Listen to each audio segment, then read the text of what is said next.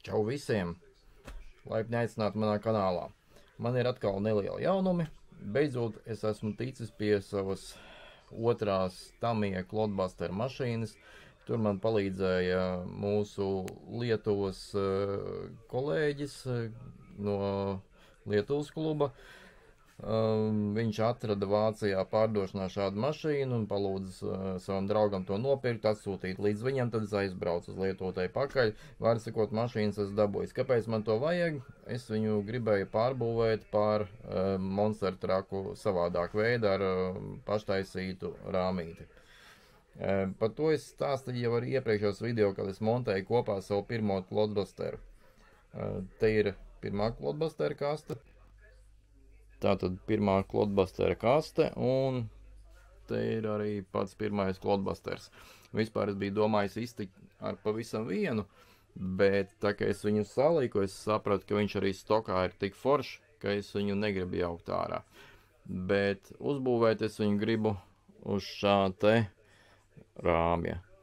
Tas ir tātad ar lāzeru griezts, fails dabūju Amerikā, šitādā veidā uz viņu jāskatās ir. Nu lūk, un tagad parādīšu savu jauno mašīnu, kas īstenībā ir vecāka par šo te. Un te nu ir pats auto. Kāds smukulis. Realitātē viņš ir iespējams, ka 90. gadu ražojums. Šasī ir ļoti labā stāvoklī, motori tilti, bet bodijs ir ļoti briesmīgs. Principā lētāk būtu laikam pasūtīt jaunu bodiju, kurš maksā 27 eiro nekrāsots. Bet tad viņš ir jāpasūta un jāņemās, bet par cik man patīk kaut ko darīt ar rokām, tad es domāju pašlaik atrestaurēt šo pašu. Te ir šitādi izbāsti caurumi, te ir plaisas, viss te lūp nost. Tād šeit, kur ir, principā nav, nevis ir. Tāda ļoti slikta vieta ir šī te, nav stoikas, tā ir izlūzusi laukā. Te ir kaut kas ar uzlīmēm sastiķēts kopā, lineāla veida uzlīme, tāda dīvaina bijusi. Vārds, ko diezgan liels ārprāts. Ko es gribu izdarīt? Es gribu notīrīt šo te krāsu.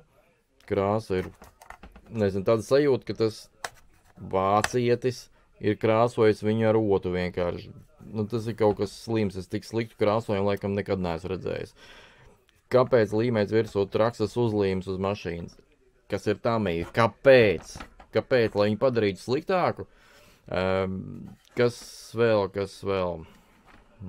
Bamperes mums ir. Man nav aizmugurējā bampera šeit. Man nav priekšējā bampera attiecīgi. Ko es pa uzlīmēm gribēju pastāstīt. Re, kur ir oriģinālās Real Powerhouse uzlīmes. Es viņus mēģināšu kaut kādā veidā replicēt, ar ploteri uztaisīt kaut ko līdzīgu. Tā it kā viņus var pasūtīt. No Amerikas ir viena firma, kas izgatavo visdažādākās arī vintāžu modeļu uzlīmes. Viņiem ir saskanēti iekšā tur tonnām visādi varianti. Spēja tik maksāt, un viņus visu tev atsūtīs. Vienu es tādu taisīju Tamiya Toyota Bruiser klonu kopiju no ķīniešu mašīnas. Man sanāca ļoti skaisti, tas uzlīmes tiešām viņi taisa profesionāli. Tālāk, vienīgie uzlabojumi, kas ir šī mašīnā, ir šie te sudraba. Vienā pusē un otrā pusē tie ir tādi savilcēji, kas savāk motoru kopā ar šiem linkiem sarkanajiem. Nu, šai mašīnai man nenoderēs, jo es viņu pilnībā jaukšu ārā. Bet es to varēšu uzlikt savai otrai, kas būs pilnā stokā. Tā tad ideja. Liksim rāmīti. Beidzot, cerams, ka es to darīšu, jo es par to visu laiku runāju un domāju, bet tā arī neesmu izdarījis, un tad man būs ritīgais aparāts. Ļoti interesanti, es domāju, ka jums arī būs paskatīties iekšpusē uz to mašīnu. Tad, kas ir tāds īpaši iekšpusē? Īpašais ir šis te mehāniskais ESC. Viņu darbina servo. Tas ir ESC. Ātruma regulators. Tad te vadi iet uz man pagaidām nezināmu ierīci. kas ir saistīti ar ESC, tur ir kaut kāds keramikas, es nezinu, kondensators, nekondensators un dzēsēšanas ribās ieliks, bet es tāds esmu redzējis, ka tāds viņam liek. Nu, mēģināšu noskaidrot, palasīt, tur pagooglēt, kas tas tāds ir. Rekā no otras puses izskatās. Reāli tur tā regulēšana tāda pavāja, nu, 3 pakāpēs laikam. Bet, nu, tā visi braukāja, pirms bija uztaisīti modernie ESC.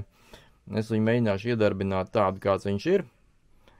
Pamēģināt un tad to visu jaukt ārā, jo reāli man no mašīnas vajag tikai tiltus, riteņus, riteņu labā stāvoklī, tiltus, riteņus. Nu, laikam viss. Un tad man šis ESC varēs palikt kaut kādam vintāžu projektam, ja es dabūšu kādu interesantu mašīnīti. Un būs rezervas daļas manām stokām, visādas plasmas, tur, ja nu gadījumā es salauzīšu. Tā kā tā, es ceru, ka man tuvākā laikā izdosies viņu uzlikt uz uztvērēja un iedarbināt, palaist pa grīdu, tas jums parādīšu, kādā veidā darbojās šis te mehāniskais ESC.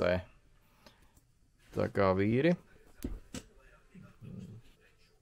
Paldies par uzmanību pagaidām, un pēc tam paskatīsimies vēl.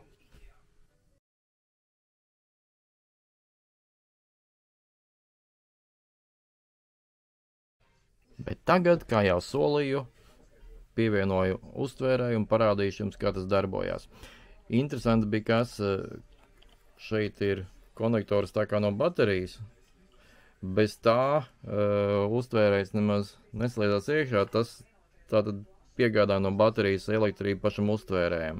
Nu, visdrīzāk mašīna ir bijusi tikai uz megahertz pults, un tad viņi to tā ir izdomājuši. 2 otri štekeri ir katrs uz savu servo. Viens atbild par stūrēšanu. Tas ir normāls stūres gājiens klodbasteram, un tagad skatīsimies, kā darbojās ātruma regulators.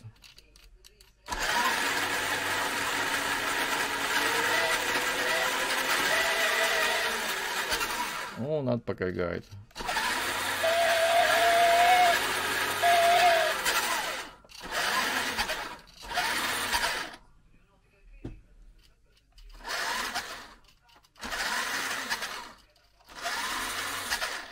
Un ir vēl viena ļoti interesanta īpatnība. Šai te silei, jeb rāmim, rekte ir on-off. Tagad viņš strādā. Pirms tam viņš man īsti negribēja funkcionēt. Nu labi, on-off nevienu nepārsteidz. Tātad on. Pagriežam šasi uz otru pusi, un tur ir šāds te uzraksts interesants. Power ekonomija.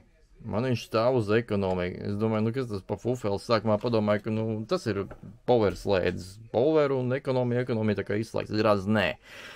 Nu patās es jums demonstrēju, kā tas darbojās uz ekonomiju. Tātad ekonomija ir maksimums šitāds te. Izrādās, ja ieslēdz viņu uz power, tad ir tiešām power. Un arī uz otru pusi. Sāk braukt prom jau. Nu, noliksim uz grīdas, tūlītās parādīšu, kā viņš stumdās pirms mašīnas pilnīgas izjaukšanas, jo tāds viņš vairs nebūs.